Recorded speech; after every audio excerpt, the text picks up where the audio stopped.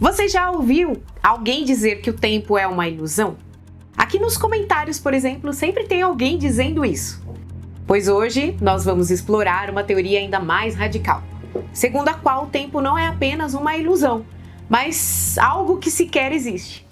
Se você ficou intrigado, prepare-se, porque esse será um vídeo totalmente maluco que vai desafiar completamente a sua percepção. É preciso primeiro admitir que, do ponto de vista da física, temos um grande problema com o tempo. Temos foguetes, drones, inteligência artificial, tudo fruto de teorias avançadas como a mecânica quântica e a relatividade. Compreendemos o comportamento da matéria com precisão incrível, os laços moleculares, o momento magnético das partículas. Mas aí vem a pergunta: o que é o tempo? Bem, não existe uma resposta simples. A única resposta honesta é o silêncio. Olá, sejam muito bem-vindos ao Matematizei.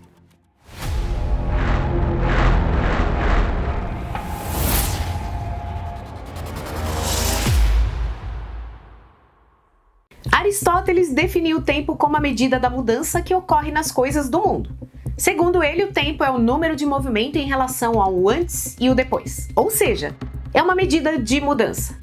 2000 anos depois, mesmo depois de Newton e Einstein, ainda não temos uma definição mais refinada. Na verdade, todos giraram em torno do mesmo conceito, uma mudança. Para John Wheeler, o tempo é o que impede que tudo aconteça ao mesmo tempo. Ou para Richard Feynman, o tempo é o que ocorre quando nada mais acontece. De qualquer forma, estamos estagnados, e essa estagnação pode ser melhor definida através da frase de Santo Agostinho, dita há cerca de 2000 anos. O que é o tempo? Se ninguém me pergunta, eu sei, mas se me perguntarem, eu tento explicar e aí eu já não sei. Mesmo teorias como as de Newton sobre o movimento ou as de Einstein sobre a relatividade, o que elas nos dizem sobre o tempo? Bem, elas elucidam diversas coisas sobre o tempo, mas não há um veredito. Na realidade, são becos sem saída. O tempo, com frequência, é comparado a um rio com a correnteza fluindo do passado para o futuro. Tudo o que acontece na vida está dentro desse fluxo. Todos temos essa concepção integrada do espaço e do tempo assimilada com naturalidade.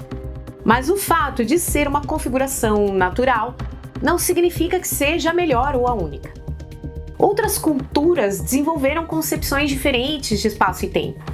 Mas, mesmo sendo uma ideia bem-sucedida, a concepção de tempo e espaço de Newton foi questionada no século XX, com vários experimentos desafiando essa visão. O experimento de Michelson-Morley, por exemplo, mediu a velocidade da luz a favor e contra o movimento da Terra, obtendo o mesmo resultado em ambos os casos. Dessa mesma forma, Einstein chegou a um famoso postulado: a velocidade da luz é sempre a mesma, independentemente de quem observa. Se você acender uma lanterna em um trem em movimento, a luz será medida com a mesma velocidade, tanto dentro quanto fora do trem. E isso contrasta com a física clássica, em que as velocidades são somadas, como no caso de uma pedra arremessada. Essa descoberta mostrou que o tempo não é absoluto, mas depende de quem o mede. Assim, foi necessário redefinir o conceito de tempo. O tempo deixou de ser um relógio universal e passou a ser algo pessoal. Cada um de nós tem seu próprio relógio que marca o tempo em ritmos particulares, como ilustrado no filme Interestelar. Na relatividade, o tempo se torna algo fluido, que pode ser distorcido e alterado. A melhor maneira de compreendê-lo é vê-lo como uma dimensão adicional que se combina com as 3 dimensões do espaço, formando o espaço-tempo contínuo. Assim, na relatividade não temos mais um rio retilíneo que flui constantemente. Cada pessoa tem seu próprio rio, que não precisa fluir na mesma velocidade. Ele pode dar voltas ou até mesmo retroceder. Mas isso acaba gerando problemas e tensões dentro da relatividade quanto da própria mecânica quântica. Lá na relatividade surge o problema de que uma ideia intuitiva de passado, presente e futuro não se ajusta bem ao modelo. Para nós, humanos, o passado é tudo o que já foi vivido. O futuro é o que está por vir e o presente é um momento infinitesimal que separa os dois. Mas essa distinção não é consistente na relatividade. Por exemplo, o conceito de simultaneidade é relativo. Antes de Einstein, acreditava-se que eventos como um raio caindo ou um gato miando tinham uma ordem universal. Na relatividade, isso depende do observador. Para uma pessoa, o raio pode vir antes, para outra depois e para outra ao mesmo tempo. Mas, se a simultaneidade é relativa, a ideia de agora também deve ser. E o agora é um conceito mais sagrado do tempo. Mas na relatividade ele se dissolve e isso nos força a adotar uma visão radical. O tempo como uma dimensão no bloco espaço-tempo. Nesse modelo, o tempo é tratado como algo que existe simultaneamente com as dimensões do espaço. Se o tempo é uma dimensão como o espaço, ele deveria estar em pé de igualdade com o espaço. Mas na prática não é isso que acontece. O aqui no espaço para você é apenas um entre milhões de lugares sem nada de especial. O que torna esse ponto especial é que você está aqui agora, mas poderia estar em outro lugar. Todos os pontos no espaço parecem equivalentes, nenhum é privilegiado. Mas isso não acontece com o agora do tempo. O agora parece especial, diferente de qualquer outro momento. Essa ideia de agora não combina bem com a noção de que o tempo é apenas mais uma dimensão como o espaço. Então, como podemos resolver isso? Eliminando o agora, que é o elemento perturbador, e fundindo tempo e espaço como uma única dimensão. Nesse modelo, o aqui e o agora tornam-se equivalentes. O universo inteiro, com todo o seu espaço e tempo ao longo de toda a história, forma um bloco estático, o bloco espaço-tempo. Todo passado, presente e futuro estão contidos nesse bloco sem qualquer privilégio para um aqui ou agora específico. Então, nesse cenário, o agora deixa de existir. Porém, surge um problema. Se o agora não existe, como explicar que vivemos o agora? A resposta é que o agora é uma percepção psicológica humana. É uma ilusão criada pela mente, uma experiência subjetiva de um ser dentro do universo. Cada pessoa tem seu próprio agora, que é como um corte através do bloco do espaço-tempo. E esse corte avança, mas não tem realidade física. É algo humano, mental. Isso explica porque a simultaneidade é relativa. Cada pessoa experimenta um agora diferente, dependendo do seu movimento no universo. E essa ideia é bem difícil de digerir, mas tem grandes implicações. Se levarmos isso a sério, significa que toda a história do universo já está escrita, congelada e não pode ser alterada. Somos apenas espectadores, vivendo algo predeterminado. E nesse caso, nossa liberdade seria uma ilusão e o destino seria consequência. Seríamos como personagens em um filme já gravado. Nossas decisões pareceriam livres, mas vistas de fora estariam predestinadas. Einstein compreende essas implicações e chegou a escrever em uma carta de despedida pela morte de um amigo. Agora ele partiu deste mundo tão estranho. Isso não importa para pessoas como nós que acreditam na física. A separação entre passado, presente e futuro é apenas uma ilusão. Mas isso não é tudo. Além dessa tensão dentro da relatividade, há outra grande dificuldade, a relação entre tempo e a mecânica quântica. A mecânica quântica surgiu em 1900 como uma tentativa de explicar o que ocorre dentro de um átomo. Após 30 anos de esforços por parte de físicos como Planck, Heisenberg, Schrödinger, foi desenvolvida uma teoria incrível. Mas ela trouxe um grande problema. O mundo quântico é completamente diferente do que percebemos. Na verdade, é tão diferente que desafia nossa compreensão. Na física newtoniana, o elemento fundamental é uma partícula, uma bolinha de matéria que se move em trajetórias fixas, seguindo leis condicionais. Sabendo a posição e a velocidade de uma partícula, poderíamos prever seu futuro. Mas, na mecânica quântica, conceitos como partícula, movimento e trajetória deixam de fazer sentido. De acordo com a mecânica quântica, as partículas como elétrons não seguem as leis de Newton, mas sim as leis de Schrödinger, que descrevem a evolução das partículas como ondas. Substituímos a ideia de uma partícula como uma bolinha pela ideia de uma onda, como uma onda no mar. Isso tem implicações importantes. Uma onda não está em um único lugar, mas em muitos lugares ao mesmo tempo.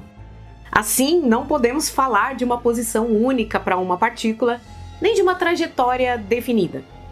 Por isso, na mecânica quântica, dizemos que uma partícula pode estar em vários lugares ao mesmo tempo, ou até mesmo em diferentes estados simultaneamente. Por exemplo, se uma partícula pudesse ter cores, ela poderia ser azul, vermelha, amarela e verde ao mesmo tempo. Embora isso pareça estranho do ponto de vista matemático, não é tão complicado. Substituímos as leis de Newton aplicadas a uma partícula pelas leis de Schrödinger aplicadas a uma onda. Assim, é uma questão de escolher a ferramenta certa, e se você quer saber o que acontece com uma bola, aplique as leis de Newton. E se quiser saber o que acontece com um elétron, então aplicamos as leis de Schrödinger.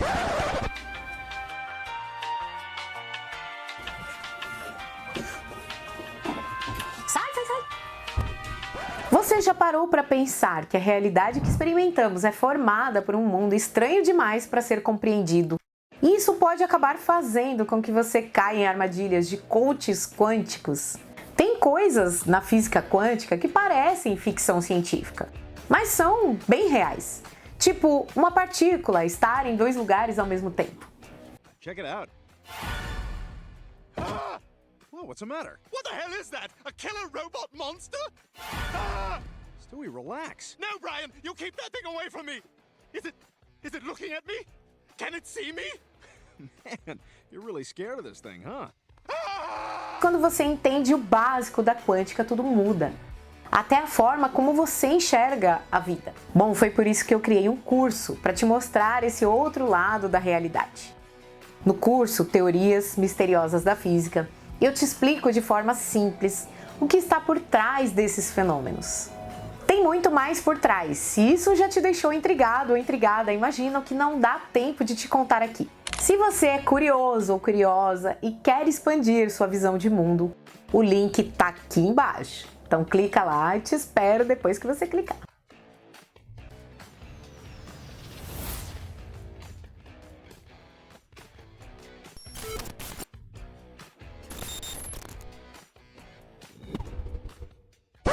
Mas há um problema fundamental. Uma bola é composta por muitos elétrons.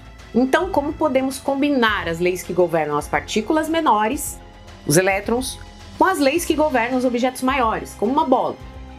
Não pode haver leis separadas para o micro e para o macro, porque o macro é composto pelo micro. E eles devem seguir as mesmas regras. Outro ponto intrigante é a diferença entre como percebemos a matéria e como ela realmente é. Quando tocamos um livro ou um celular, sentimos algo sólido, não uma onda. E se tentarmos medir diretamente um elétron, encontraremos uma partícula, não uma onda. A intenção é descrever uma partícula quando não estamos observando-a. Mas ao observar uma partícula, ela parece colapsar de sua onda para uma posição específica. Bem, segundo a interpretação de Copenhague, observar uma partícula altera seu estado ondulatório, fazendo com que a onda colapse e a partícula escolha uma posição. O local onde a partícula aparece entre todos os possíveis é determinada de forma completamente aleatória. Essa interpretação é amplamente ensinada nas universidades, mas ela apresenta alguns desafios. O que provoca esse colapso e por que ele é aleatório? Um dos fundadores da mecânica quântica, Schrödinger, criou um experimento mental famoso para ilustrar os problemas dessa interpretação. O experimento do gato. Nele, um átomo pode estar em 2 estados ao mesmo tempo enquanto não for observado. Esse átomo está conectado a um dispositivo que libera veneno, o que significa que o dispositivo também estará em 2 estados, ativo e inativo. O gato então estará vivo e morto simultaneamente até que a caixa seja aberta. A ideia de que um gato pode estar vivo e morto ao mesmo tempo parece bem absurda, mas o problema vai bem além. Dá a impressão de que a realidade depende do observador, como se o ser humano tivesse uma influência decisiva sobre o mundo externo. E a essa questão chamamos de problema do observador, que é uma visão bem realista. Muitos físicos não estão satisfeitos com essa visão. Um dos principais opositores foi o próprio Albert Einstein, que acreditava firmemente que o mundo externo existe independentemente de quem o observa. Para ele, a mecânica quântica não está completa, porque o realismo precisa ser preservado. Mas o realismo enfrenta o desafio de explicar o estranho comportamento das partículas que se propagam como ondas, mas se materializam como partículas quando observadas. Uma possível solução para isso surgiu em 1957, na tese de doutorado de Hugh Everett, um aluno de John Wheeler. Everett propôs que não há colapso da função de onda. Em vez disso, quando observamos algo, nos tornamos parte do sistema quântico. Então a gente se integra à onda quântica estando também em 2 estados ao mesmo tempo. Por exemplo, no caso do gato, haveriam dois de você, um abrindo a caixa com o gato vivo e outro com o gato morto. E se ambos os estados acontecem simultaneamente, por que experimentamos apenas um? Isso ocorre devido a um conceito conhecido como decoerência, no qual cada observador percebe apenas um estado. O outro estado seria experimentado em um universo paralelo. Essa é a base da teoria do multiverso quântico. De acordo com essa hipótese, cada estado possível da onda quântica dá origem a uma linha do tempo diferente. Então, sua vida seria como uma árvore, onde cada bifurcação representa um universo paralelo criado em momentos de superposição. Mas essa ideia apresenta problemas, como a necessidade de infinitos universos, o que parece bem complicado, de certa forma até um pouco fantasioso. Além disso, como conciliar essa ideia com a relatividade? Para isso, seriam necessários infinitos blocos de espaço-tempo, algo também bem difícil de imaginar. E essa complexidade nos leva a um novo questionamento. E se o tempo não existe? O físico Julian Barbour sugere uma proposta radical. Já que aceitamos que o tempo é uma ilusão, por que não descartá-lo completamente? Ele propõe que o universo seja uma série de fotogramas estáticos, como aquelas animações de stop motion, cada um representando uma configuração diferente do cosmos, como se fosse uma fotografia congelada. Nosso senso de fluxo temporal seria apenas uma percepção humana ao passar por diferentes fotogramas, que já existem.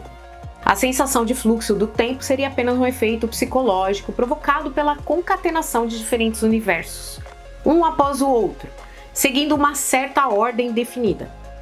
Esse seria o fim do tempo. O universo seria apenas estático. E é verdade que ainda lidamos com a dificuldade de aceitar que o tempo, como entendemos, talvez não exista. Mas essa não é a primeira vez que algo assim acontece na física. Lembre-se do éter, que foi intensamente procurado até se chegar à conclusão de que simplesmente ele não existia. Além disso, a física moderna, a convencional e a não especulativa, já sugere a possibilidade de que o universo seja infinito espacialmente. E se o universo é infinito, haveria infinitos volumes de Hubble ou configurações do universo. Assim, cada volume de Hubble poderia ser visto como um desses infinitos fotogramas, o que se aproxima dessa ideia da física tradicional. Uma vantagem desse modelo é que ele resolve outro problema da física. As leis da física, como as de Newton ou Maxwell, não apresentam direcionalidade do tempo. Para essas leis, não há distinção entre passado e futuro. Ambos estão em pé de igualdade. Isso não explica por que as coisas evoluem de um ponto no passado para o futuro.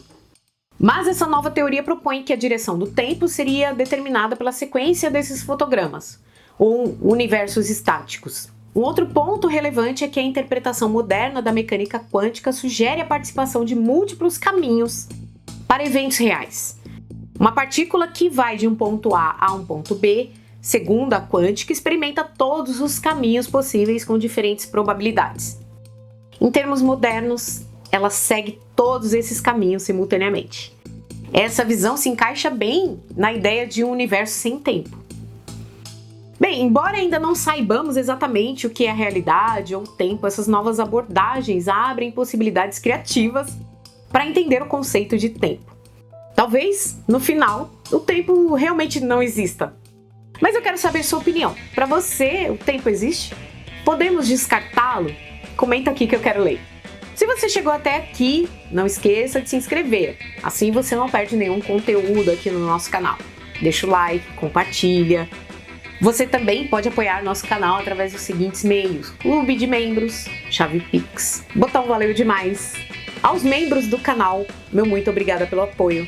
Graças a vocês, estamos melhorando consideravelmente os conteúdos por aqui. Um beijo no coração de todos e até o próximo vídeo.